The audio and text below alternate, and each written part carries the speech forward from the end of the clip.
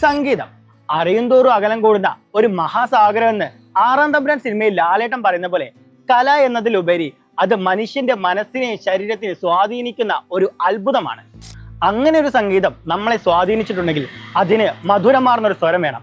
അത്തരമൊരു സ്വരം ദൈവാനുഗ്രഹം പോലെ ലഭിച്ച വ്യക്തിയാണ് സംഗീത ലോകത്തെ ചക്രവർത്തി ഗാനഗന്ധർവൻ KJ യേശുദാസ്, നമ്മുടെ സ്വന്തം ദാസേട്ടൻ.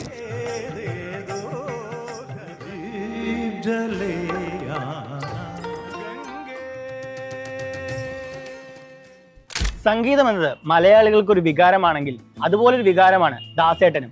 മലയാള മനസ്സിൽ സംഗീതം കൊണ്ട് ഇത്രയേറെ സ്വാധീനിച്ച ഒരു ഗായകൻ ഉണ്ടോ എന്ന് ചോദിച്ചാൽ സംശയമാണ്.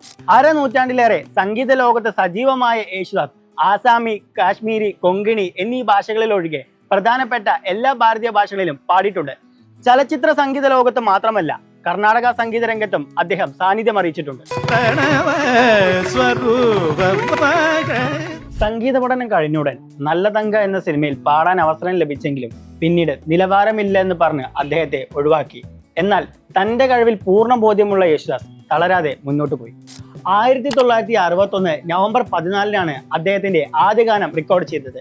KS ആന്റണി എന്ന സംവിധായകന്റെ കാൽപ്പാടുകൾ എന്ന ചിത്രത്തിൽ പാടാൻ അവസരം ലഭിച്ചു.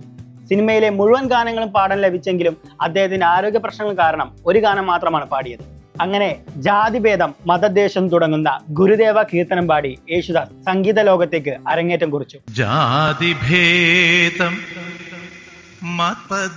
പിന്നീട് അങ്ങോട്ട് മലയാളം, തമിഴ്, തെലുങ്ക്, ഹിന്ദി, കന്നഡ, ബംഗാളി എന്നിങ്ങനെ ഒട്ടുമിക്ക ഇന്ത്യൻ ഭാഷകളിലും അറബി, ഇംഗ്ലീഷ് എന്നിങ്ങനെ വിദേശ ഭാഷകളിലുമായി ഏകദേശം 50,000-ലധികം ഗാനങ്ങൾ അദ്ദേഹം ആലപിച്ചിട്ടുണ്ട്. ഒരു ദിവസം 16 പുതിയ ഗാനങ്ങൾ വിവിധ ഭാഷകളിൽ റെക്കോർഡ് ചെയ്തെന്ന റെക്കോർഡും അദ്ദേഹത്തിന്റെ പേരിലുണ്ട്. ഏത് നായകന് വേണ്ടിയും സംഗീതം ആലപിക്കുമ്പോഴും ആ കഥാപാത്രം പാടുന്നത് പോലെ തോന്നിപ്പോകും. ഹരികൃഷ്ണൻസ് എന്ന സിനിമയിലെ പൊന്നാമ്പൽ പുഴയിറമ്പിൽ എന്ന ഗാനത്തിന് മമ്മൂട്ടിക്ക് മോഹൻലാലിന് വേണ്ടി പാടിയപ്പോൾ അത് ഇരുവരുടെയും സ്വരം പോലെ തോന്നിപ്പോകും വിധത്തിലാണ് അദ്ദേഹം ആ ഗാനം ആലപിച്ചത്. പൊന്നാമ്പൽ പുഴയിറമ്പിൽ നമ്മൾ അന്നാദ്യം കണ്ടതോർമ്മയിൽ.